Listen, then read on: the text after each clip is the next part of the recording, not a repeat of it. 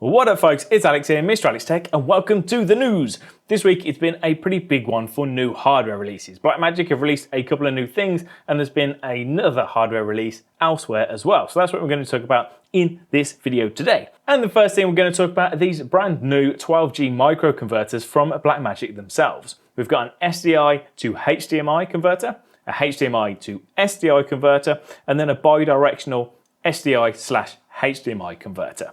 Now, as you probably guessed by the name, these are little microconverters that are used to convert an SDI format or signal to a HDMI signal so that you can connect consumer level devices, which have got HDMI ports on them, to professional level devices, which use SDI instead. Now, if you're not already aware, SDI is a coaxial video output used for the transmission of unencrypted and uncompressed digital video signals. Now, the reason it's used in professional environments is because it has an extended range and generally better reliability. You don't often see SDI ports on consumer level devices. They're saved for more professional level stuff instead. So in a nutshell, these converters are there. So if you're running a high grade professional camera with an SDI out, you can run a long ass cable, 200 meters to a desk somewhere, use the SDI to HDMI converter, and then you can just plug it into a standard monitor that obviously only has a HDMI input rather than an SDI input. And that obviously works both ways, depending on whether you want HDMI to SDI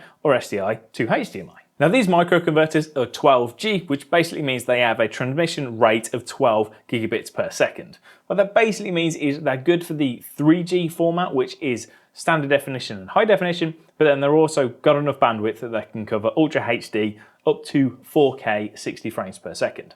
Now, the models are available immediately, apparently from all worldwide Blackmagic resellers at a cost of $109 US.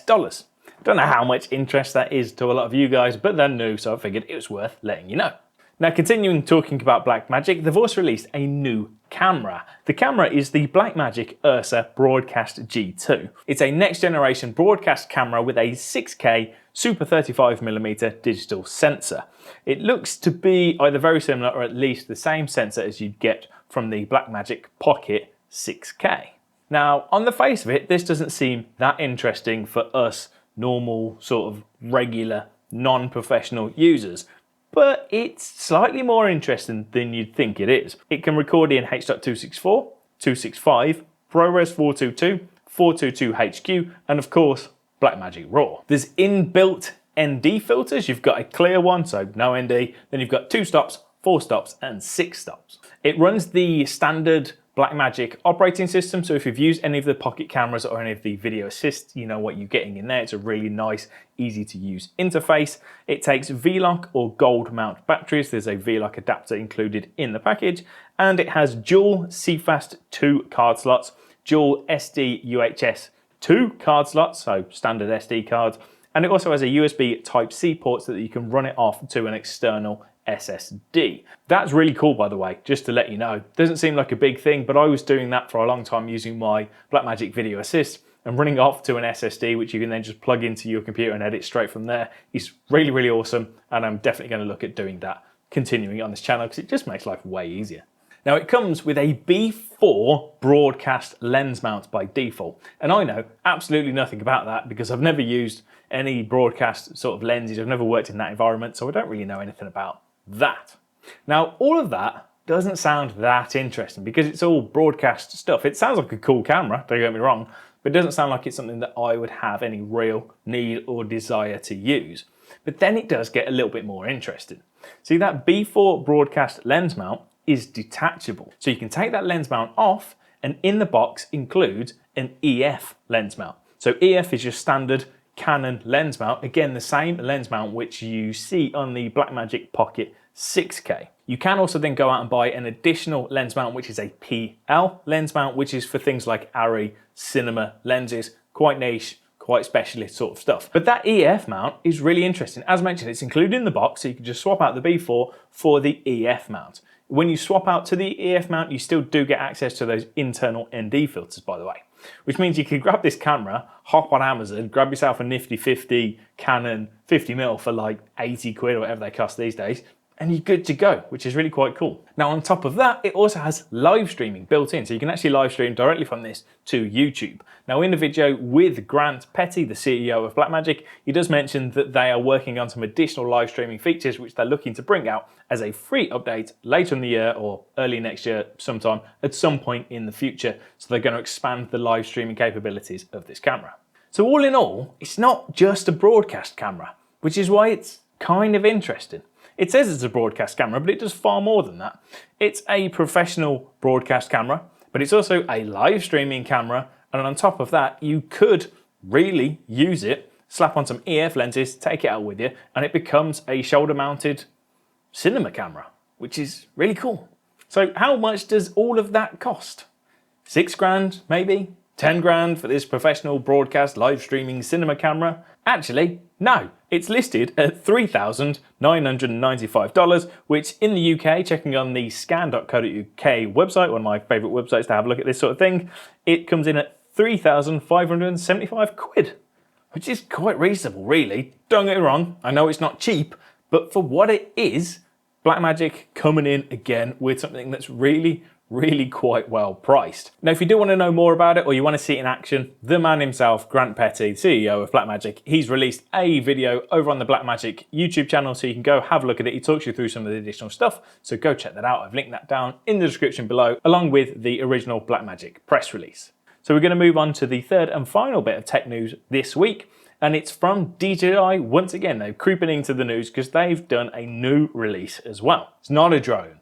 What is it then? Camera. Osmo. New Osmo? No? A microphone. They've released a microphone. Yes, the DJI Microphone is available for pre-order. It's not actually out just yet, but they've announced it. People are starting to get review units, so you can have a little look on YouTube for some reviews if you want to have a little look. And it's a microphone very similar to the Rode style wireless Go sort of format, and it looks quite interesting.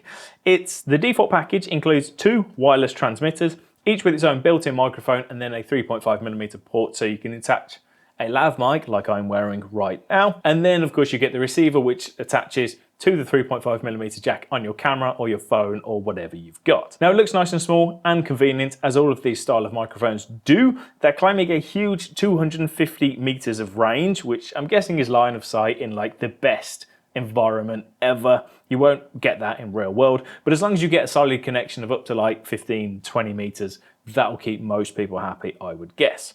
Now, each of the transmitters has their own battery and the receiver, as you'd expect, but it also comes with this nifty little carry case. Now that case has a battery inside, so you charge up the case, and then whenever the 2 mics and the receiver are in the box, they're actually charging. So you can charge them up a couple of times using the internal battery on the case itself.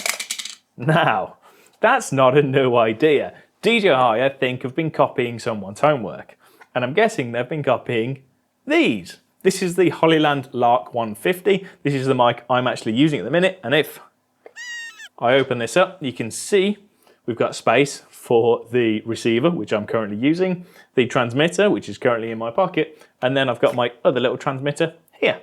I charge the box, I plug them in, everything syncs up, charges, and I'm good to go. Now this is awesome, by the way. This is really cool. I really like the Rodes. I actually bought these because I lost these and then I found them again, which is kind of annoying. So I think I'm going to give these away at some point. But this box, while it's a little bit chunky, makes things harder to carry around, it's so useful to keep everything together in one place, charge the box, you know you're good for like a whole weekend's worth of use. They're really cool, really like that. So DJI have obviously taken some inspiration from that, but that's not new in the tech world. People are doing that. Tech companies are copying each other all the time. So there you go. I think it's a good thing to implement because I actually think it's a really cool idea. And I would bet money that Rode release something very similar in the foreseeable future. Now, one thing which DJI have done to really make these stand out on the specs, they look very similar to the Hollyland, but what they have done is included 8 GB of internal storage on each of the mics, each of the transmitters. So even if you get cut out, your signal's lost, all of your audio is still recorded internally, so you can just plug the actual transmitter into your computer, retrieve the WAV file from there, and you're good to go, which I think is a really neat little solution. So overall, these look quite cool. They're available to pre-order now at a price of $329 or 290 of your fine British pounds. And that's it for the news this week. Lots of tech, lots of new stuff. Let me know what you think down in the comment section below. Thanks for watching. Oh, excuse me. Thanks for watching. I'll see you next time. Bye.